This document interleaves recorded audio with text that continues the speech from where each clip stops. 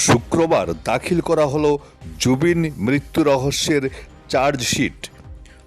বহু প্রতীক্ষিত এই চার্জশিট আজ আদালতে দাখিল করেছে SIT.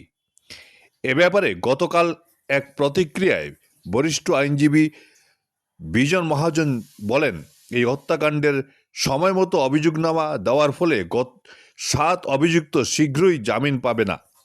Bureau report, Barak vision.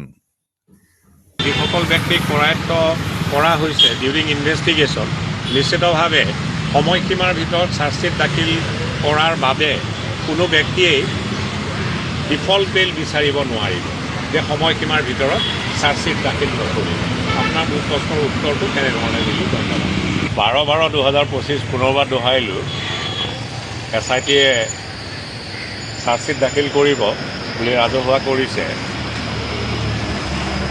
আৰু তাৰিখটো 12/12/2025। আপুনি সুধিলে চাৰ্জশ্বিটখনত কাৰ কাৰ নাম থাকিব, কি কি সময় সন্নিৱিষ্ট হৈ থাকিব। সেই প্ৰশ্নটোৰ উত্তৰ মই দিয়াৰ পৰা বিৰত থাকিলোঁ, কাৰণ চাৰ্জশ্বিটত কি থাকিব সেই বিষয়ে আজিৰ তাৰিখত মই অৱগত নহয়। এই প্ৰশ্নটো আপুনি আৰক্ষীক সোধক, SIT-ক সোধক। নিশ্চিতভাৱে SIT-য়ে আগতীয়াকৈ আপোনালোকক অৱগত কৰিব পাৰে। চতুৰ্থ স্তম্ভ আৰু স্তম্ভলৈ সন্মান জনাব। তেতিয়া চাৰ্টিফাইড কপিৰ বাবে কোনে কোনে আবেদন কৰিব পাৰিব।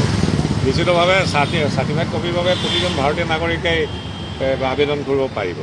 খালি Guwahati high court criminal rules and orders তাত চাৰ্টিফাইড কপিৰ ক্ষেত্ৰত লিপিবদ্ধ আকাৰত যি বিধান আছে, তাৰ বিধানত এটা কথা লিপিবদ্ধ আকাৰত আছে যে একদম ষ্ট্ৰেঞ্জাৰে, অৰ্থাৎ একদম এটা ক্ৰিমিনেল প্ৰচিকিউশ্যনৰ লগত একেবাৰে সম্পৰ্ক নথকা এজন ব্যক্তিয়ে যদি চাৰ্টিফাইড কপি বিচাৰে তাক বাৰণ কৰাৰ বিষয়ে উল্লেখ আছে।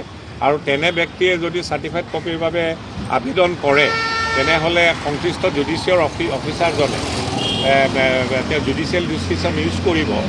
আৰু যদিহে প্ৰপাৰ গুড কজ